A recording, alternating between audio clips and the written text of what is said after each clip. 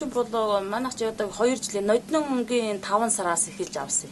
Энэ жуулчин анх одоо жуулч авдаг болсон. Энэ болохоор зэрэг манай тийм нэг ах トゥ угийн одоо манай нөхрийн талын ах トゥ угийн улсууд жуулчин одоо яадаг жуулчны үйл ажиллагаа жуулчин хүлээж авч ингэж аялал жуулчлалын чиглэлээр ажилладаг. Тэгээ тэр улсууд маань санал тавиад одоо манайхыг орж ирж энд орж ирээд ингэж тэмээ мал унуудаад ингээд бидэнтэй ингээд цуг хамтраад жуулчин жуулч гэхлээр ч одоо тэгээд одоо юугаар одоо гадны орноор одоо зочилжил тэр орны аж амьдрал хүмүүсийн ажилтай адил тийм л юмтай одоо танилцаж судалж одоо тэгээ өөрсдөө бас харьцуулахч байдаг юм уу.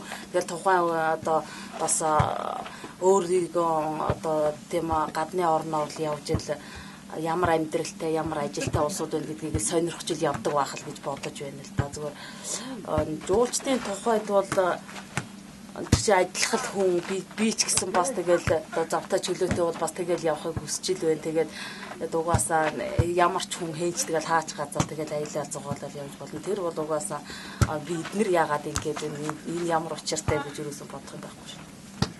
Зүгээр бус одоо яг энэ нутаг орныхоо юу яриад байна уу? Тийм.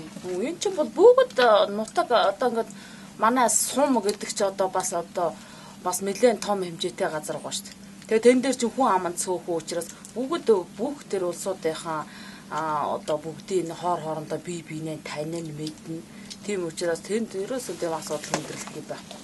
Тэгээд бид нар чинь нугаас нөгөө бүх бие биенээ мэднэ. Тэр болгоо нэгнийхээ малыг ч одоо мэднэ. Одоо ямар тэмдэгтэй одоо тэмээ хаана явж тэгээд нэг нэгнээс ерөөсөө сураад за манай тийм мал тэмээ одоо зүгээр явах та нарийн мал богоо бол угаасаа чинь гаднаа малгалгаатай учраас тэр үгүй л бид нар ч бол одоо тэмээ мал